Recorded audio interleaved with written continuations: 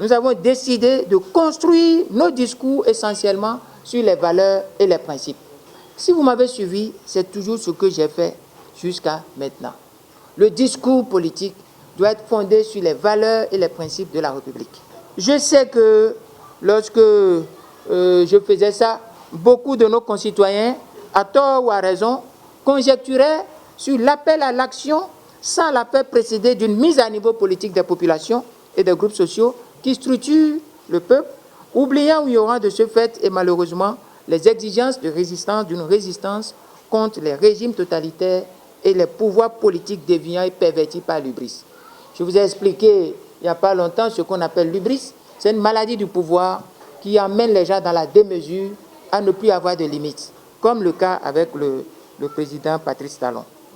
Je voudrais vous dire que le mobile d'une lutte populaire, ce qu'on appelle la cause, et il faut l'entendre et répéter à ceux qui disent « oui, il y a assez de discours, il y a assez de conférences », il faut leur expliquer que le mobile d'une lutte populaire, ce qu'on appelle la cause, devra toujours être clairement identifié, distinctement expliqué et sincèrement accepté d'abord au niveau de l'élite qui a la vocation de diriger la lutte populaire, qui a la vocation de piloter la lutte populaire, de piloter la stratégie et encadrer, s'occuper de l'encadrement organisationnel de la résistance nationale.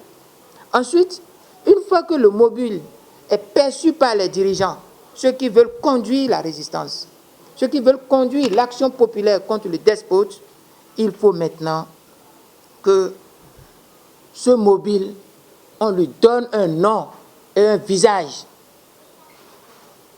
C'est le rôle des dirigeants de le faire. Il faut que le peuple comprenne pourquoi on veut lutter. Et une fois que le peuple a compris, il faut que les dirigeants d'abord arrivent à comprendre et à l'expliquer au peuple.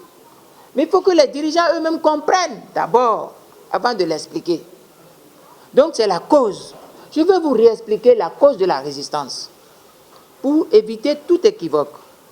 Donc, on donne un nom dès qu'on comprend la cause, on essaye de donner un nom aux fauteurs de paix, aux fauteurs de troubles, à ceux qui troublent l'ordre constitutionnel, à ceux qui amènent dans la cité la perversion et les troubles. On leur donne un nom, on leur donne un visage. Ici, le nom, c'est le despotisme. C'est le despotisme. Et le visage qu'il incarne aujourd'hui, c'est Patrice Talon qui incarne ce despotisme de type messianique. Il faut le dire haut et fort pour que vous compreniez pourquoi.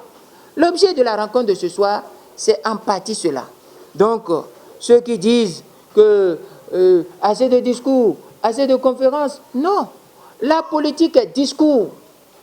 Parce que c'est un discours porteur de sens, qui véhicule un message, qui identifie un mal, une cause, qui donne un visage un nom au porteur de cette cause et un visage au fauteur de paix. Il faut le faire. Et puis il faut aussi dire, une fois que le dirigeant a fait ça, les dirigeants doivent s'arrêter, définir une stratégie conséquente et déterminer des actions puissantes, courageuses et disciplinées dans le pur format des préconisations d'un certain Sénéchap qu'on appelle le pape de la non-violence. Donc je résume cet aspect pour que vous compreniez correctement. Notre rôle, c'est de vous dire pourquoi il y a problème aujourd'hui dans le pays.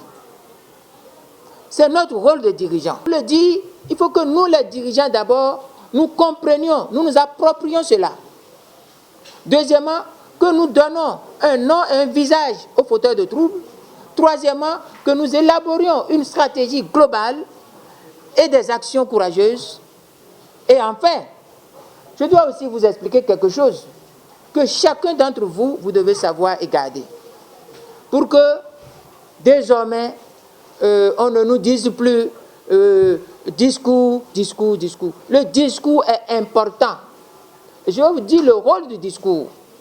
Une fois que le dirigeant comprend le discours, une fois que le dirigeant a donné un nom au discours, au fauteur de troubles, un visage, une fois que le dirigeant a élaboré une stratégie intelligente, une fois qu'il a conçu et déterminé des actions courageuses, disciplinées, à partir de cet instant, le dirigeant est à même de faire l'étape qui vient, aller vers le peuple et parler au peuple. Parce que le peuple, c'est le seul interlocuteur, c'est le seul arbitre, c'est le peuple qui décide. Il faut faire confiance au peuple et aller parler au peuple.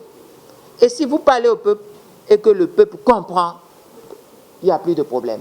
C'est pourquoi je vous dis, le passage obligé de la conduite de toute résistance non violente contre toute dictature est la recherche de l'adhésion et de l'implication totale des larges masses populaires à la cause de la résistance.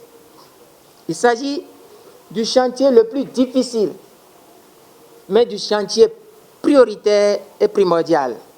Sans ce chantier, vous ne pouvez gagner rien. Parce qu'il faut dévoiler le fautif. Il faut l'isoler dans l'opinion, à la fois interne et internationale. Voilà un peu ce qu'il faut faire. Parce que si vous ne le faites pas, les dictateurs sont des menteurs, des affabulateurs, des falsificateurs. Voilà un peu ce que je dois vous expliquer. Maintenant, que s'est-il passé dans le cas de ce que nous sommes en train de dire? Pendant longtemps, personne ne savait ce que Patrice Talon faisait. Tout le monde croyait en lui. Tout le monde croyait en lui. Regardez, voilà un monsieur, nous avons découvert son jeu et nous l'appelons pour dire, écoutez monsieur le président, là où vous allez, il y a l'impasse. Mais il nous dit non. Nous étions le 25 février, on devait faire la clôture des dossiers de candidature le 26. Voilà un monsieur qui nous dit le 25 février vers 19h-20h dans son bureau, écoutez, si moi j'étais à votre place, et si je veux aller aux élections, je le ferai avant demain. Je vous conseille de convoquer un congrès de votre parti. Nous étions dans son bureau à 20h. Nous allons convoquer un congrès de notre parti en quittant son bureau à 20h. Le congrès va se tenir la nuit et nous allons lui apporter les résultats le lendemain. C'est du bluff. C'est comme ça que vous allez comprendre si on ne vous expliquait pas ce qui se passe. Le cas du Bénin, que s'est-il passé? Tout le monde dormait dans le pays.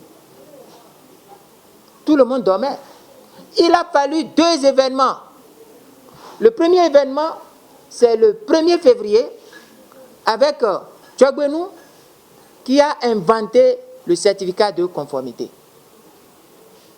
C'est le premier événement. Et puis le 14 février, où le professeur Joël Aïvo a organisé ce qu'il appelle une clinique électorale. Au cours de cette clinique, il a mis à nu complètement le jeu flou du pouvoir. Donc, deux événements importants. Le 1er février. Mais le 1er février, qu'est-ce que Djogbenou et la Cour constitutionnelle ont fabriqué? Ils ont fabriqué une décision en 4 points. Il y a 3 points farfelus, mais un seul point porteur de danger pour la République. La première décision de la Cour constitutionnelle du 1er février était quoi? 1. Le décret convoquant le corps électoral est conforme à la Constitution. 2. La date du scrutin est maintenue au 28 février. 3. Les partis politiques qui existaient avant la promulgation, dont bénéficiaient de l'article 56 de la loi, portant qu'au chat des partis politiques, sont tenus de se conformer avant le 17 mars au plus tard. Tout ça là, c'est des coquilles vides. Mais le danger, c'est le 4e point. Tout parti politique qui désire déposer des candidatures aux élections législatives doit produire un certificat de conformité délivré par le ministre de l'Intérieur. C'est là le coup de force, le coup d'État, l'origine du coup d'État. Nous étions le 1er février. Le 14 février, la clinique électorale du professeur Joël Aïvo a conclu à quoi? Que les lois sont des lois inopérationnelles, incongrues, qui ne répondent à aucune norme de loi, qui sont des lois bâtardes, des lois conflictogènes. C'est chez eux que j'ai appris l'expression conflictogène. Je ne sais pas si ça existe, mais j'ai compris ce que c'est. Alors, le 14, à l'Infosec, j'ai pris la parole. Et j'ai dit, me fondant sur mes expériences de lutte antifraude, j'ai déclaré que le certificat de conformité était le plus puissant moyen de fraude jamais utilisé au Bénin depuis les indépendances. Cette citation existe parce que c'est une fraude extraordinaire. Ça exclut le concurrent. C'est-à-dire, on sort un document pour dire que votre concurrent, lui, ne vient pas venir. C'est-à-dire, vous allez jouer la finale d'un match, on dit l'équipe adverse ne vient pas, et vous venez, vous centrez la balle et puis vous prenez la coupe. Exactement ça, le certificat de conformité. Alors, c'est ce certificat de conformité qui a sorti les gens de leur sommeil. Et puis, nous avons aussi averti au sein du parti Restaurer l'Espoir. Nous avons averti, parce qu'il y a des indices. La brutalité du pouvoir dit de la rupture contre les acquis sociaux sur fond d'un double monopole. Celui patronal de l'accaparement des secteurs vitaux économiques, financiers et de la production nationale, celui politique d'une vassalisation de toutes les entités politiques, physiques et morales, y compris la désactivation de la vocation fonctionnelle de toutes les institutions de la République.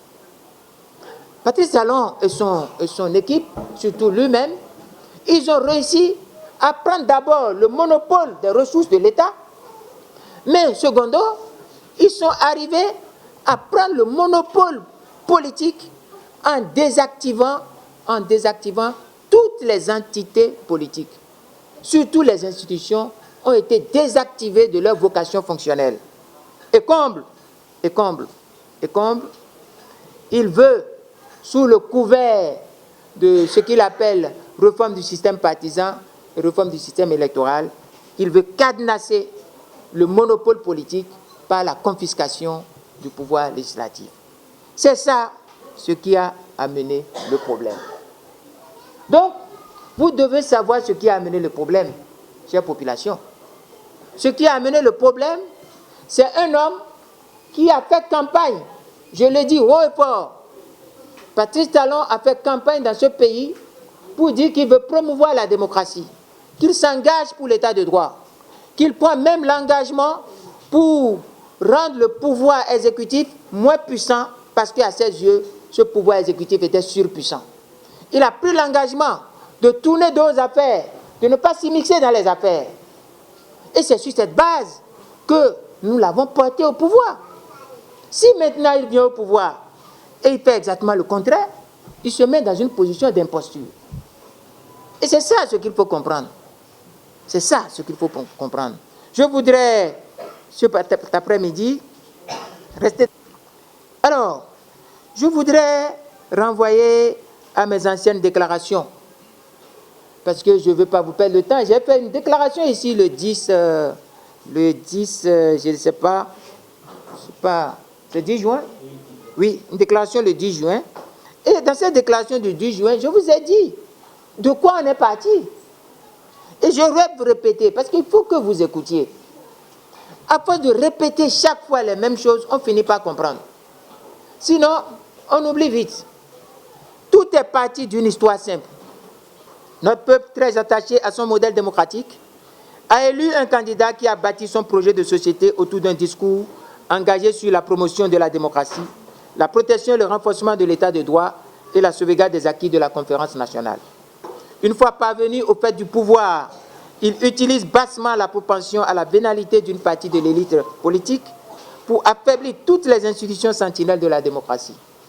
Ce travail de sape accompli, il s'attache au démantèlement du système démocratique et le remplace par un système dictatorial de type despotique, par l'usage de deux coups de force, le coup de force de confiscation du pouvoir législatif et le recours criminel à la force et à l'utilisation des armes à feu, malgré les mises en garde des acteurs politiques nationaux et internationaux. À l'arrivée, il s'octroie le monopole des affaires dans un flagrant conflit d'intérêts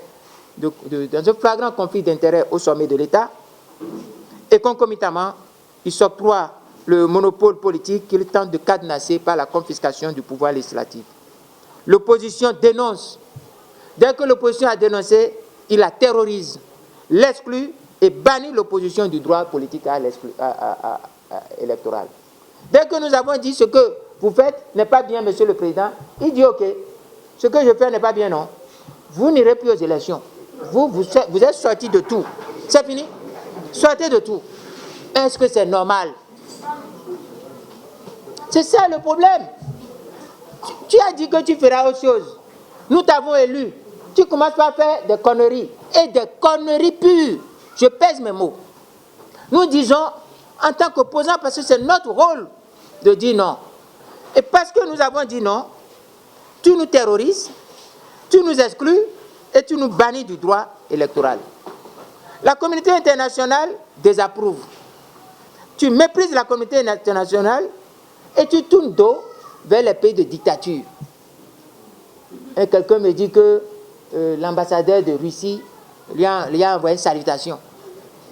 Et il dit qu'il a la légitimité, il s'appelle Vravonou. Quelqu'un dit que Poutine l'a invité. C'est les références, ça? C'est les références? Mais ce qui est grave, le peuple dit non. Tu commences par faire des arrestations un peu partout. Tu t'entêtes. Tu vas jusqu'à programmer une parodie électorale. Le peuple rejette. Le peuple rejette. Tu prends les armes, tu commences par tuer les populations. Mais c'est quoi ça? Le peuple dit nous ne voulons pas. Tu imposes une élection. Tout le monde refuse. Dès qu'on a refusé, qu'est-ce que tu fais? Tu tournes les armes contre le peuple et tu abats le peuple. C'est ça ce qu'il faut comprendre. Je vais vous dire quelque chose. Le système Patrice Talon n'offre qu'une issue. Une seule issue. Soit vous allez vous soumettre à son projet de despotisme illusionniste, affablé de messianique, en vous résignant, soit choisir le chemin de la prison ou le chemin de l'exil. C'est-à-dire, ce que lui il veut, soit vous vous taisez, vous rasez les murs, vous êtes cap, vous bouclez, et si vous ne bouclez pas, vous vous préparez pour aller en prison, ou si la prison vous fait peur, vous prenez le chemin de l'exil. Mais pourquoi ça va se passer comme ça? Au nom de quoi on va le laisser faire comme ça? Au nom de quoi? Il est important que chacun comprenne ce que nous sommes en train de dire.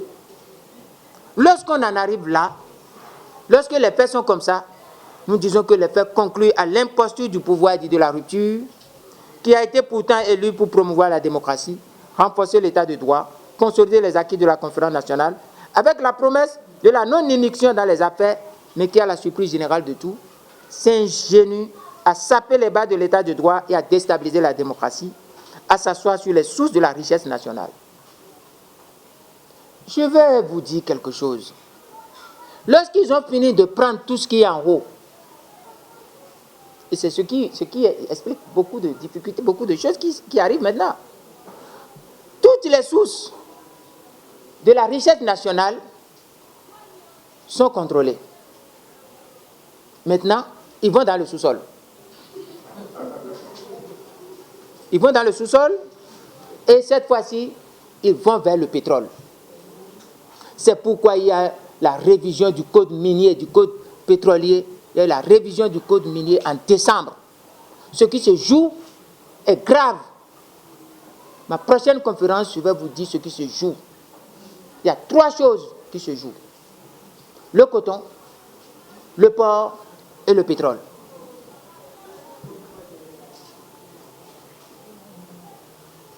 Je vais vous dire qu'il y a une folie de la gloutonnerie qui est sans limite, sans scrupule et qui est une honte. Ce rappel expose très très bien que le pouvoir de la rupture est non seulement de l'imposture, mais donc illégal. Le certificat de conformité, source d'exclusion électorale, ayant conduit au coup d'état de confiscation du pouvoir législatif par M. Patrice Talon, illustre l'illégitimité flagrante de l'ensemble de ces 83 partisans, tous rejetés à plus de 96% par les Béninois à l'issue de la parodie électorale des législatives d'exclusion du 28 avril 2019. Les tueries sauvages qui s'abattent comme mode de gouvernance du président Patrice Talon depuis lors doivent interpeller sur le recours criminel à la force et à l'utilisation excessive des armes létales. À l'origine, voilà ce qui était là. Vous êtes là lorsque le discours officiel du gouvernement est, à travers les propos du ministre de l'Intérieur, oui, nous sommes obligés d'utiliser les armes létales. On vous a élu pour protéger le peuple et vous dites que vous utilisez des armes létales contre le peuple parce que simplement vous voulez quelque chose et le peuple s'est opposé. Quelle légitimité, quelle crédibilité vous avez? Monsieur, à l'origine de la résistance nationale était la restitution du pouvoir législatif confisqué et le rétablissement de la démocratie déstabilisée. L'opposition a oublié ces doctrines. Au lieu de s'organiser pour empêcher que Patrice Talon aille loin, non, l'opposition a cru que cet homme voulait les élections. Alors qu'il y a longtemps, cet homme est devenu un dictateur. Alors, j'insiste sur un fait et je vous demande de bien ouvrir les oreilles et de capter, d'activer vos neurones et de capter ce que je vais vous dire. À l'origine, la raison de la résistance était la restitution du pouvoir législatif confisqué et le rétablissement de la démocratie déstabilisée. Il s'agit, comme nous devons tous le convenir, d'exigences recommandées par les dispositions de l'article 66 de la Constitution, qui préconisent la désobéissance, l'organisation des citoyens en vue de faire échec à l'ordre illégitime. Ce Parlement est illégitime. Le pouvoir qui accepte ce Parlement est illégitime et illégal. Et il est de notre devoir de nous organiser, désobéir, article 66, nous organiser, article 66, faire échec, article 66. C'est normal. Donc, la résistance nationale a pour objet le rétablissement de la liberté, de la démocratie, de l'état de droit, du pluralisme politique. À cela s'ajoute comme corollaire la préservation des acquis de la conférence nationale. Depuis les tueries des 1er et 2 mai 2019, la réhabilitation des mémoires des victimes innocentes, l'élucidation de tous les événements meurtriers occasionnés par l'implication des forces militaires et la traduction devant la justice des auteurs et commanditaires des tirs meurtriers deviennent en sus des préoccupations primordiales de la résistance nationale. Donc, il faut suivre ce que veut la résistance. Pourquoi la résistance existe? Premièrement, la résistance existe parce que nous voulons rétablir la liberté. Deuxièmement, nous voulons rétablir la démocratie, rétablir l'état de droit. Nous voulons rétablir le pluralisme politique. Nous voulons sauvegarder les acquis de la conférence nationale. C'est l'objet principal de base à l'origine. Mais lorsque nous avons déclenché la lutte, le peuple qui a réagi magnifiquement le 28 avril, en faisant échec, en faisant honte à la bande à Moussou Bruno et à Patrice Talon, en les repoussant, en leur donnant la portion congrue, en les limitant, en les confinant dans les plus petits espaces, qui leur convient d'ailleurs, à 4%, lorsque le peuple a fait ça, il y a eu la colère. C'est les raisons de la colère. La colère du despote. Je vais vous poser une question. Est-ce que ce sont les opposants ou les résistants qui ont inventé la fête du 1er mai? C'est nous qui avons inventé la fête du 1er mai, la fête du travail. La fête du travail existait. Est-ce que le 1er mai n'était pas une fête internationale qui existait avant même l'idée même de la résistance? Oui. Est-ce que c'est les résistants qui ont envoyé l'armée aller mater les centrales syndicales à la bout du travail le 1er mai? Est-ce que c'est nous? Alors où est notre faute? Le même 1er mai, qu'est-ce qui a poussé Patrice Talon et les gens du pouvoir à aller faire le siège du domicile du président Yahi Boni? Qui les a envoyés là? Qu'est-ce qu'ils cherchent là? Mais ce n'est pas possible. C'est des fauteurs de troubles. C'est des gens dangereux. Je me souviens quand j'étais à la présidence le 25 février et que le président Talon jouait au professeur devant nous. et que je le regardais, je disais, mais comment? Mais depuis quand il devient professeur de politique? Il est spécialiste des affaires, il n'est pas spécialiste de la politique. Si vous prenez les vidéos, je lui ai dit le jour-là, Monsieur le Président, celui qui dit ce que vous êtes en train de dire est un fauteur de trouble, un sophiste, un fauteur de trouble. Oui, et c'est ça que vous avez vu le 1er mai. Qui a envoyé les soldats aller mater la fête des travailleurs au siège de leur syndicat? Qui a envoyé les soldats aller faire le siège de la résistance de Yahya Boni? C'est ça. C'est ça qui a fait l'escalade de trop. Et à partir de là, vous avez compris ce qui s'est passé. Dès que ça s'est passé comme ça, la résistance invite, doit prendre en compte les dégâts produits par le pouvoir les 1er et 2 mai. Parce que ce sont des gens qui sont tombés. C'est pour ça que tous les cas de violation des droits de l'homme consécutifs aux protestations contre la confiscation du pouvoir législatif s'ajoutent d'office aux préoccupations politiques de la résistance. Donc, au premier problème, nous ajoutons toutes les questions liées aux droits de l'homme, aux crimes et aux exactions militaires qui font partie de l'objet de la résistance. Nous devons aussi dire quelque chose face aux dernières manœuvres du pouvoir dit de la rupture, avec ce qui s'est passé à Tchaourou et environ. Il importe d'attirer votre attention sur la nécessité de purger la résistance de tout amalgame, de combattre le complot de l'amnésie sur les crimes occasionnés par le coup d'État de confiscation du pouvoir législatif et de mettre le cap sur le renforcement et la généralisation de la mobilisation et l'intensification de la veille démocratique. Ouvrez bien les oreilles.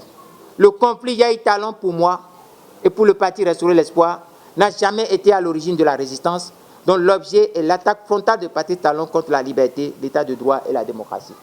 Que cela soit clair. À l'origine, le conflit qu'il y a entre Patrice Talon et Yahya Boni ne faisait pas partie de la résistance. Pas du tout. À l'origine, non. Pas du tout. Nous devons purger la résistance de ce qui n'est pas son objet. Nous tenons à la lisibilité et à la clarté de notre position sur cette question du conflit entre ces deux hommes. Un conflit dont la cruauté n'échappe désormais à personne.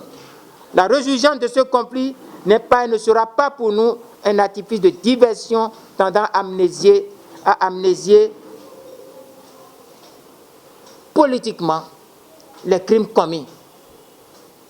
On ne peut pas dire que le conflit entre les deux équivaut au conflit entre Patrice Talon, la liberté, la démocratie et l'état de droit. C'est deux choses différentes. Je ne sais pas si vous comprenez. C'est deux choses entièrement différentes. Il y avait un problème entre les deux.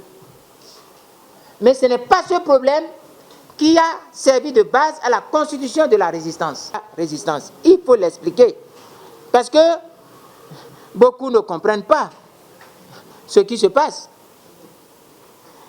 Nous concédons à ceux qui jubilent à l'annonce de la levée du siège honteux qui a cloîtré Boni Yayi loin des droits de l'homme et qui illustre avec effroi la nature hors la loi du pouvoir dit de la rupture. Piteux modèle de la gouvernance par la terreur et par les armes qui caractérisent le mandat de Patrice Talon. Parce que Yayi ne veut pas se soumettre,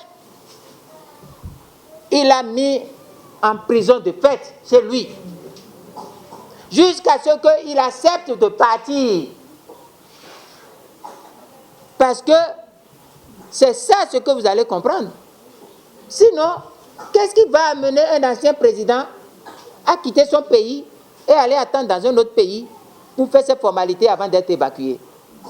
Il n'a pas de maison ici. Qu'est-ce qu'il a chassé de la maison? En réalité,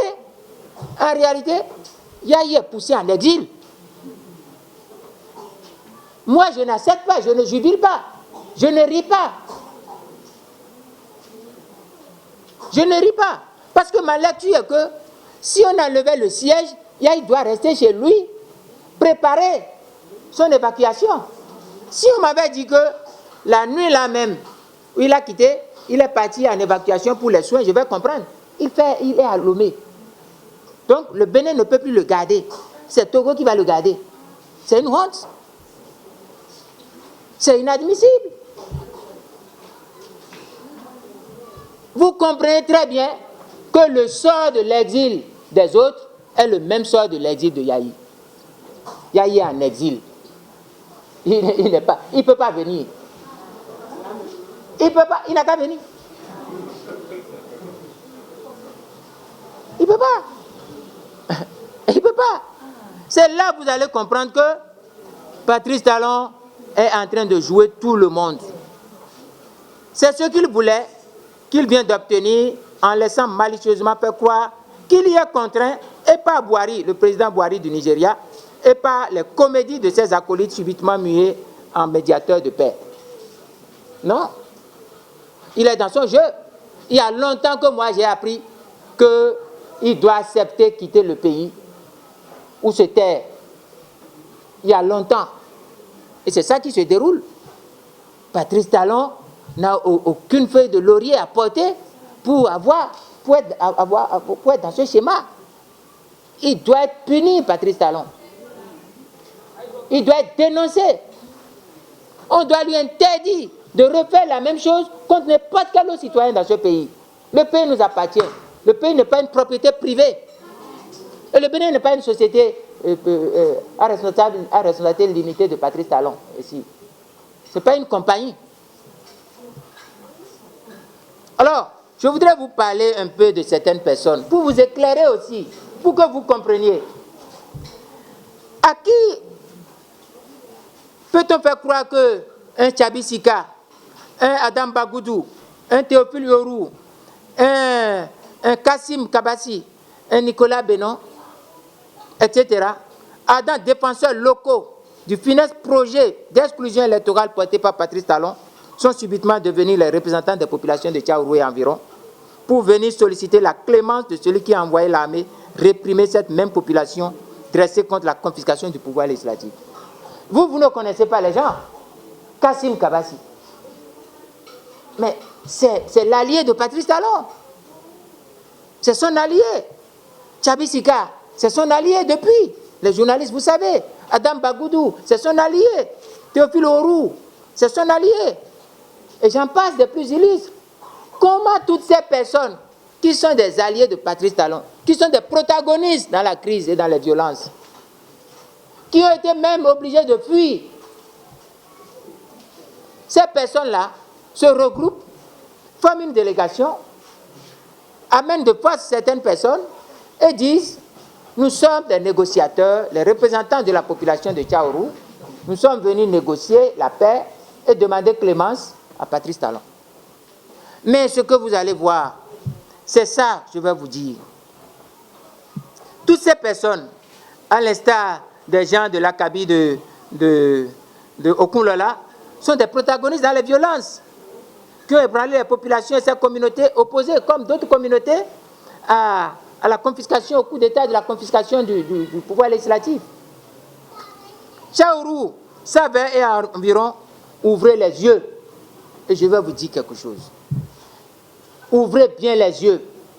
Ce qui s'est passé à Tchaourou et environ, je vais vous dire que les militaires ont fait des exactions inadmissibles et nous devons en demander des comptes à Patrice Talon. Ce qui s'est passé à Tchaourou, Savin et environ, ce n'est pas la blague. Ils ont tué Bad. Ils ont tué gravement. Ils ont fait du désordre, du carnage. On ne peut pas permettre que cela se produise dans un pays. Il y a eu mort massive, je vous le dis. Et je demanderai, je vais laisser ce passage que je ne vais pas lire, mais je vais vous expliquer ça autrement. Si je n'étais pas de la manière ancestrale, de la lignée des chefs de culte, j'allais vous dire de cesser de parler des fables de chasseurs invisibles. Chasseur invisible par-ci, chasseur invisible par-là. Le chasseur est un guerrier. Un chasseur est-il un guerrier? Un chasseur n'est pas un guerrier. Le métier d'un chasseur, c'est d'affronter les animaux et de tuer les animaux, surtout dans la brousse. Le métier de chasseur n'est pas le métier de guerrier. Au nom de quoi on dit que des chasseurs invisibles par-ci, des chasseurs invisibles par-là. Et puis même quand on va parler de chasseurs, combien de chasseurs il y a à Tchaouroué environ? Les chasseurs forment une sorte de caste où il faut être initié. Pour y entrer dedans, il faut payer la dot, faire des cérémoniels, être formé. Ils ne sont pas nombreux. Ils ne forment pas une légion, une compagnie, même une section combattante. Ils ne forment même pas une section de combat. Ils sont combien? D'abord, si les chasseurs sont nombreux, il y a un déséquilibre écologique du système écologique de la faune et de la flore. Donc les chasseurs, ce n'est pas un grand nombre. Mais qu'est-ce qu'on veut nous dire? On veut nous dire que ce petit nombre de chasseurs peut faire face aux effectifs combattants de nos armées lourdement équipées et surentraînées et qui ont reçu la réquisition, non pas de paix, mais de ce que vous savez et qui s'est passé à Kadiaou. Le vocabulaire repris par les chaînes de télévision officielles. Kadiaou est nettoyé, comme si Kadiaou était sale. On dit on a nettoyé Kadiaou alors que c'était des manifestants. Le concept nettoyage s'applique aux zones terroristes. Quand on envoie l'armée avec le mot d'ordre d'aller nettoyer, neutraliser, c'est qu'il y a des terroristes. Les manifestants béninois ne sont pas des terroristes. Et les populations de Tchaourou ne sont pas des terroristes. C'est regrettable que personne ne se meut de la déclaration laudative du porte-parole, Orou Théophile. Avez-vous lu ou entendu la déclaration de Théophile Orou? Pendant près de 2 pages, il n'a fait aucune allusion aux morts. J'ai cherché dans les choses, il n'a fait aucune allusion aux morts. Il n'a parlé au surplus que de dégâts matériels. Il y a même un dedans dont on entendait la voix qui disait ils ont brûlé ma maison. Mais des hommes qu'ils ont tués, les femmes qu'ils ont tuées, les populations qu'ils ont blessées. Personne ne se met de cela. Et ce qui est encore regrettable, personne ne veut dénoncer le silence de cette déclaration sur les pertes en vie humaine. Et puis, personne ne veut se mouvoir devant les déclarations du ministère de l'Intérieur qui parle d'assaillants tués sans donner le nombre ni les contextes dans lesquels ces assaillants sont tués. Mais qui parle aussi d'une 50aine de soldats béninois blessés, dont 10 graves, sans expliquer les conditions. La France que nous imitons, lorsqu'il y a des cas de terrorisme ou qu'un soldat français qui a une opération qui a coûté la vie à un Français, on explique au peuple français les conditions, le déroulement de l'opération. On ne peut pas faire l'amnésie, on ne peut pas faire le silence sur les morts. Chaque mort compte. Et les civilisations sont mesurées, sont appréciées à comment ils s'occupent de leurs membres en difficulté ou en situation de décès ou de détresse. Non, Tchaourou et Savé et environ méritent mieux que le récit mensonger d'une gloire imagée, imaginaire, du fabuliste à propos de chasseurs mystérieux, mystiques. Tenez, un chasseur n'est pas un guerrier. Le métier de chasseur est celui de chasser les animaux généralement dans la brousse. Et notre résistance nationale n'est pas guerrière, surtout qu'elle est conçue et conduite dans un format de non-violence qui puise ses moyens de l'article 66 de la Constitution de la République. Elle n'est pas une affaire de chasseurs. Nous sommes en politique et nous exigeons une enquête indépendante des institutions en charge du droit humanitaire, de la protection des droits de l'homme et de la répression des crimes militaires contre les populations civiles. Nous exigeons ça. On ne doit jamais passer sous silence cela. Nous l'exigeons. Il n'y a personne qui peut nous empêcher d'exiger cela. Nous devons agir pour que plus jamais le recours aux armes ne soit plus la seule issue du pouvoir pour s'opposer à la volonté générale. Nous devons interdire ça au Bénin. Il n'y a personne dans la rupture pour se couvrir de honte lorsque le gouvernement affirme que son discours officiel est recours aux armes létales contre les populations civiles. Il n'y a personne. Il n'y aura aucun troc, et je le dis bien, il n'y aura aucun troc politique.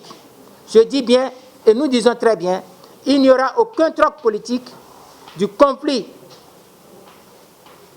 entre Patrice Talon et Yahi Boni contre la cause de la résistance. Autrement dit, la résistance nationale et personne ne troquera la cause de la résistance par le règlement du conflit entre Patrice Talon et Yahi Boni.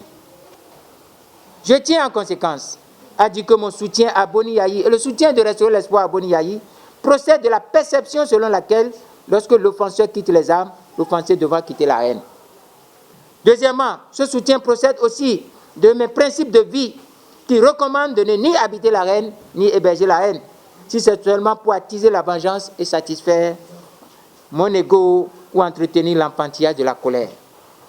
Et plus encore, Boni Yahi est un acteur majeur de la résistance nationale et notre soutien lui est entier et sans réserve. Il a notre soutien entier et sans réserve. Mais nous dissocions et nous refusons qu'on ne troque pas la cause de la résistance contre le règlement du conflit entre Yahi Boni et Talon. Nous ne savons pas la cause. Certains disent que c'est du business, certains disent que c'est ci, ça. L'histoire révélera ce qui les oppose si tant. Je voudrais, avant de conclure mon propos, m'acquitter de 3 dettes. La première dette répond à certains dits anciens collaborateurs du président Nicéphore Dieudonné Soglo. Eh oui, vous avez entendu certains qui ont écrit, qui ont fait des badigeons sur des feuilles en disant qu'ils écrivaient. Ils ne font que bafouiller comme à la maternelle, ce que les petits-enfants font des coloriages sur des feuilles. Ils n'ont rien dit de sérieux. Ces personnes, je vais m'occuper un peu d'eux.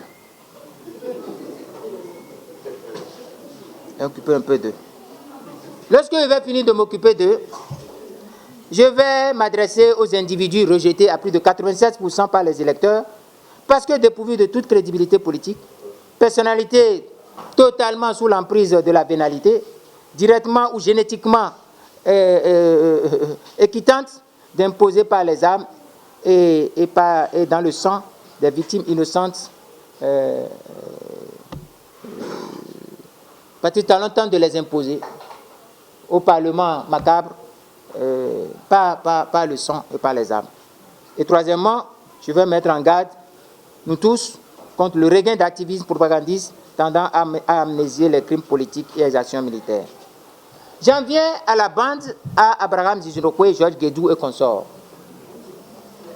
Mais ces personnes-là devraient se mirer dans la honte qu'ils étalent à écrire des indignations et d'indignité. Certains m'ont dit qu'ils sont des gens éteints, qui crient famine alors que prennent feu au Bénin la liberté, l'état de droit et la démocratie. Alors que la vénalité, la corruption et la mafia criminelle consument l'héritage de la conférence nationale. N'importe quoi. Certains les assimilent aux derniers loups affamés qui sentent la puanteur et se dirigent vers la charogne. Que représentent en réalité maintenant ces personnes? Georges Guédou représente quoi aujourd'hui en termes de popularité? Abraham Zizunokwe représente quoi en termes de popularité?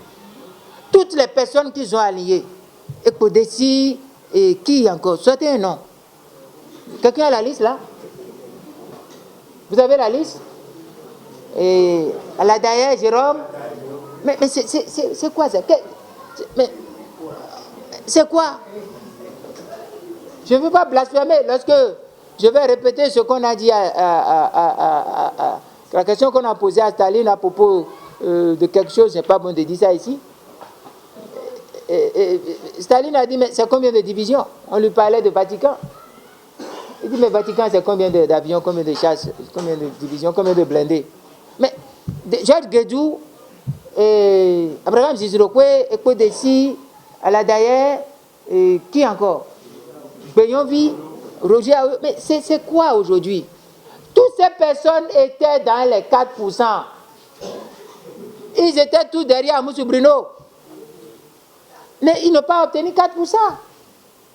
Non. Certains les assimilent, je l'ai dit, ils ne représentent rien. J'ai posé la question à certains qui m'ont dit, mais non, président, ne répondez pas. Ce sont des déchets de la politique aériste Toumakal qui n'avaient pas suffi à Bruno Amoussou et compagnie illusionniste d'éviter à talons la débâcle du 28 avril 2019. D'autres les qualifient de grains de brins de capote, fouettés par l'amnésie de l'histoire, et qui, comme des oubliés, veulent s'inviter dans les narines de la rupture, déjà engorgés par le sang des crimes.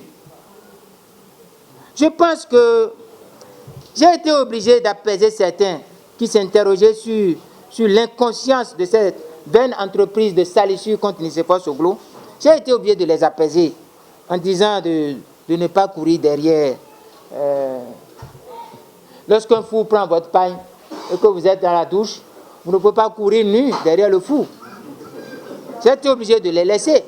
J'ai été obligé de leur citer un proverbe sénégalais qui dit que lorsque l'antilope, votre pagne s'accroche au corne de l'antilope, ne courez pas derrière l'antilope. Non. Ce que je vais vous dire, ces personnes sont à la recherche de prébendes. C'est comme les hyènes qui sentent l'odeur de la viande pourrie, de la charogne, et qui se dirigent. Et celui qui est leur boussole, c'est Zizi Dokwe. Ils ont vu que Zizi Dokwe, en faisant ce qu'il a fait, a gagné gros dedans. Donc eux tous, ils ruent là-bas. Non, c'est pas possible. Le rôle que le président Soglo joue aujourd'hui, un rôle capital. Si Soglo n'était pas là, Talon allait tuer déjà Yahi. Si Yahi vit encore, ce n'est pas Soglo qui l'a sauvé. Vous savez, hein, je n'ai aucune complicité avec les Soglo, avec la famille Soglo. Je suis un homme qui entre en politique, mais qui prend le risque de la vérité. Je n'ai d'animosité contre personne. Mais le rôle que Soglo joue aujourd'hui est un rôle déterminant et important. Et nous devons le féliciter et l'encourager. C'est ce rôle qu'il devait jouer chaque fois. Une nation doit avoir un grand chapeau. Et c'est ce rôle qu'il joue. J'ai promis qu'en arrivant ici ce soir, je vais dire un peu de ces personnes. Je ne vais pas parler de Goyonvi. Je ne vais pas parler de Goyonvi. Je sais qu'il a une belle plume, qui fait partie des belles plumes. Mais il a un esprit un peu éteint, vindicatif, retors et rétrograde. Et il aime critiquer tout le monde facilement. Je vais lui proposer de faire il y a quelque chose que les stoïciens aimaient, le maniement du miroir. Il faut qu'il se mire un peu avant de s'attaquer aux autres, Goyonvi.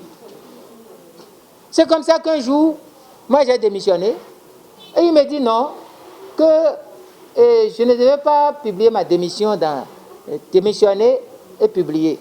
Que j'ai démissionné, je dois rester caché. Je vais rester caché à cause du chef.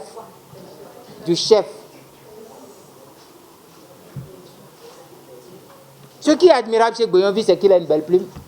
Il écrit à l'endroit et à l'envers. Et c'est lisible. Il écrit à l'endroit et à l'envers, on lit, c'est une technique. Mais en dehors de ça, de cette capacité à écrire à l'endroit et à l'envers, Goyonvi n'est pas une référence. Je n'ai peur de personne parmi eux et d'entre eux.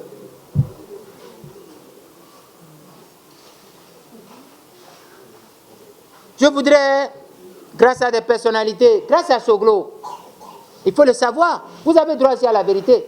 Grâce au président Soglo, des personnalités comme Obasanjo, John Kufuor du Ghana, ont influencé sérieusement pour que Yahi Boni puisse s'évader. C'est une évasion. C'est une évasion. Sortir, être contraint de quitter chez lui, nuitamment, après avoir été président 10 ans, patron d'une des plus grandes banques de l'Afrique de l'Ouest pendant 10 ans. Et après avoir, je ne veux pas vous dire tout, je continuerai, je vais parler jusqu'à un moment avant de commencer l'action. Alors, maintenant que j'ai fini avec les Goyonvi et consorts, je vais parler un peu des gens comme les Abimbola. Abimbola Blavonou. Abimbola Blavonou. Mais écoutez, Je vais vous poser une question. Mais il faut qu'ils se cachent un peu. Ces personnes doivent se cacher un peu. C'est honteux. Être député, c'est être légitimement élu par le peuple uni sur la base de scrutin transparent, égalitaire, véritablement concurrentiel et crédible. Vlavonou, Abimbola, Okunlola, Ziziroko et consorts, vous n'avez-vous pas un peu honte? Est-ce que vous ne pouvez pas vous référer au tribunal de votre conscience, si vous en avez encore une, cette conscience, et nous prouver que de manière certaine et sûre, vous n'avez pas honte, que vous avez été mal élu. Vous n'avez même pas été élu. Vous avez été coopté, puis imposé par le recours à la force et à l'utilisation des armes létales par M. Patrice Talon.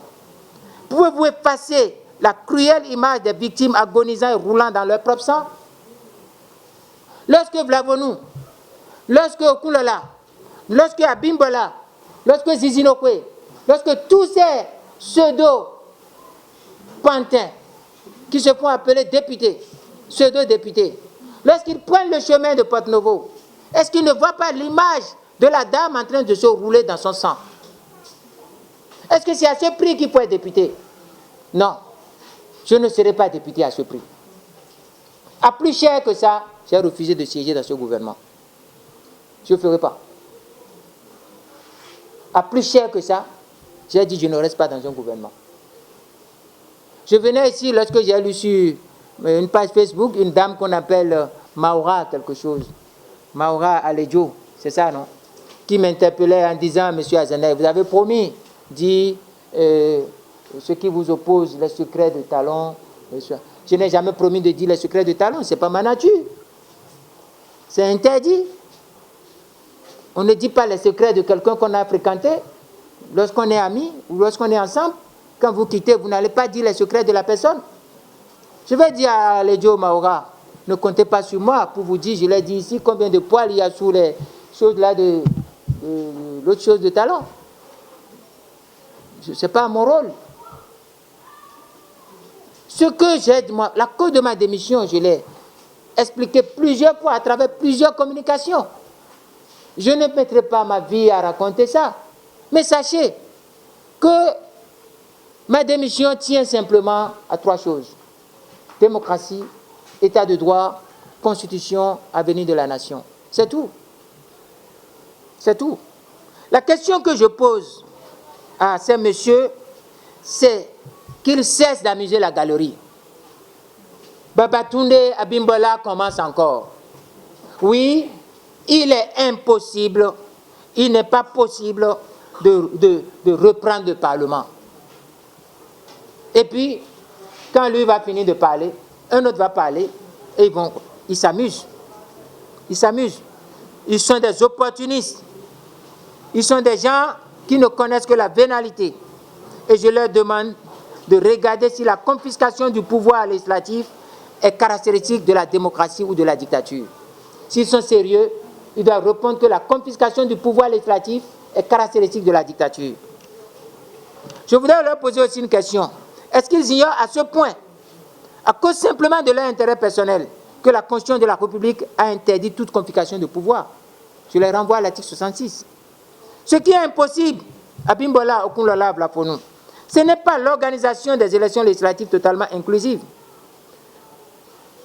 Pour l'élection des députés de la 8e législature de l'ère du renouveau démocratique. Mais ce qui est impossible, c'est qu'un Parlement illégitime de sang hanté quotidiennement par les fantômes macabres de l'âme des innocentes victimes, abattu ignominieusement par la soldatèque du pouvoir, de la rupture aux abois, c'est ça qui est impossible. On ne peut pas accepter ce Parlement. Ce n'est pas un Parlement, c'est une salle macabre. Toutefois qu'on me parle de la 8e législature et que je vois cette assemblée, je dis il y a des fantômes, il y a l'esprit des morts dedans. Et chaque fois qu'ils vont prendre leur indemnité, ils sont en train de manger le sang des victimes, de boire le sang des victimes, de manger leur chair. Il faut exorciser ce Parlement. Il faut appeler tous les prêtres pour qu'on aille exorciser ce Parlement. Il faut de grandes messes, de grandes cérémonies pour qu'on exorcise le Bénin. Il faut une grande réunion sur la voie quittant mosquée Kadiaoum jusqu'à Place des Martyrs pour faire l'exorcisme, purifier cette route. Chaque fois que je passe sur cette route, je sens les morts. C'est la route de la mort, de la tuerie. La rue de Kadiaoum. Il faut que plus tard, nous songions à mettre des stèles là-bas, des monuments, pour que, en passant par ces rues, on puisse toujours voir ces images, pour que plus jamais personne n'ose prendre des armes sur les populations. On ne peut pas tuer. Rien n'amène à tuer. Qu'est-ce qui peut amener à tuer? Il faut qu'ils se taisent. Je demande à ces personnes de se cacher. S'ils continuent de parler, nous allons porter la résistance jusque chez eux. Au total, il faudrait que chacun mette dans la tête que Patrice Talon tente de nous mettre devant le fait accompli. Il veut que nous oublions ce qui s'est passé. Regardez-le. Après avoir tué, ordonné de tuer, il demande maintenant de donner 1 million de francs à ceux qui veulent aller voir le match en Algérie, en Égypte. Quand on va dire donne 1 million pour aller, on va dire il est bon. Et comme il fait ça, ça n'a pas marché. Voilà, il court pour dire qu'il va inaugurer le lieu de rassemblement des musulmans. Ah, lui il avait dit qu'il ne sera jamais un président qui inaugure les réalisations, non. Mais pourquoi aujourd'hui il court à gauche à droite pour dire qu'il inaugure quoi? Qu'est-ce qu'il veut inaugurer? Il n'a qu'à venir à Kadiaoum, inaugurer les morts qu'il a tués là-bas.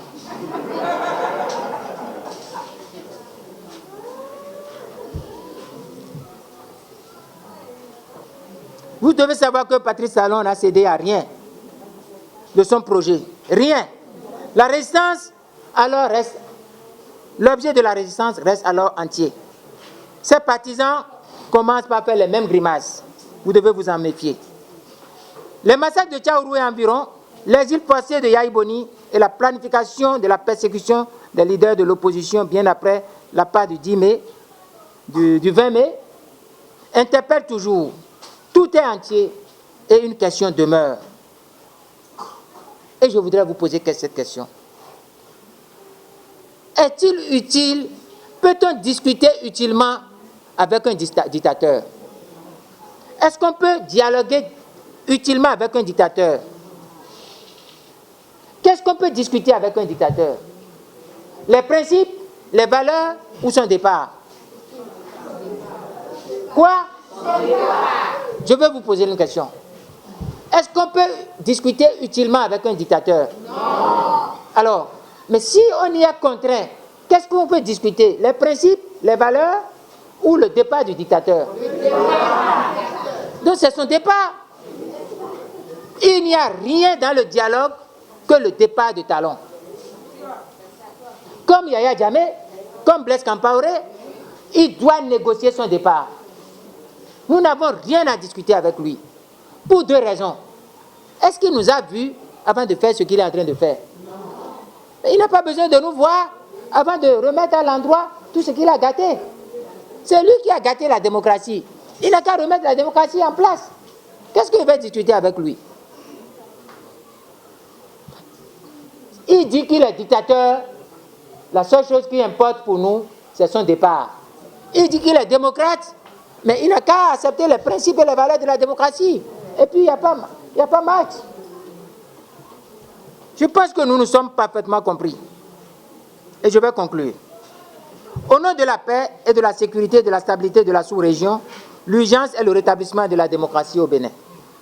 En ce qui concerne les simagrées de la part du dialogue, qui Talon a consulté pour s'en prendre à la démocratie? C'est parce qu'il a donné des gages de démocratie qu'il a été élu. S'il prend l'option de la dictature, il doit quitter le pouvoir, car il est interdit de dialoguer avec le dictateur, sauf pour le faire partie du pouvoir. S'il est un démocrate, il doit s'engager à respecter les valeurs et les principes universels de la liberté, de la démocratie et de l'état de droit et du pluralisme. Dans un cas comme dans l'autre, il est plus perdre de temps de vouloir dialoguer avec Patrice Talon. Talon doit être contraint au rétablissement de la démocratie et de l'état de droit, où il ne s'assurera jamais d'être un danger pour la paix et pour la liberté et pour les droits de l'homme et pour le renouveau du peuple béninois. Seule la mobilisation générale s'impose. Je voudrais vous dire ça. Tous ceux qui vont discuter avec Talon perdent leur temps. Tout. Jusqu'au jour où ils arrivent à contraindre Patrice Talon à respecter les principes de la démocratie, les valeurs de la démocratie. Si vous êtes incapable de le contraindre, préparez-vous à le subir. Mais si vous êtes capable de le contraindre, préparons-nous à libérer la démocratie, à libérer la liberté. Moi, ce que je vous offre, c'est la mobilisation générale. Et désormais, nous allons nous organiser partout. Et avec ou sans autorisation, nous allons marcher. Nous allons marcher avec ou sans autorisation. Tout ce qui se passait avant, c'est l'actualité. Ce n'est pas encore le film. C'est comme nous allions au cinéma avant, on nous faisait les bandes dessinées, les nouveautés qui vont apparaître dans 1 mois, 2 mois. Et c'est après ça que le film même vient. Et on reste dans l'obscurité, on voit. Tout ce qui s'est passé, il y a eu Boni cloîtré pendant 50 jours, et Percy, et soldats, et chasseurs invisibles, visibles. Ça là, c'est l'actualité. La vraie mobilisation générale va commencer. Et je prendrai le devant de cette mobilisation.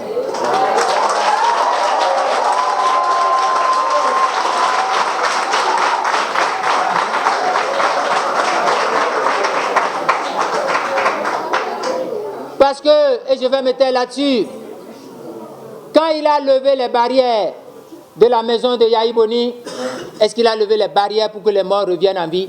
Non. Ah bon. On dit qu'il a levé les barrières pour que Yahi puisse s'évader et fuir. Mais est-ce qu'il a levé les barrières pour que les morts reviennent en vie? Non. Et pourquoi on va le laisser là? Pourquoi on va le laisser là? S'il n'a pas même fait de repentance, rien du tout. Il doit quitter le pouvoir. Moi, je ne négocie rien avec lui. Je n'irai à aucune négociation avec lui. Je m'organiserai pour qu'il quitte par la voie populaire, sans armes, sans rien. Mais par la force populaire, il va quitter. Il va tirer sur combien? Il n'a qu'à continuer à tirer. Je voudrais vous remercier de votre attention. Je prends l'habitude d'être long avec vous, d'être détaillé avec vous, de sortir souvent de mon texte pour vous parler. Parce que parfois, j'ai l'impression que vous ne veniez pas préparé pour me pousser dans le décor et avoir des choses qui restent encore à moi. Je me livre à vous, je vous demande de poser des questions, je vous remercie.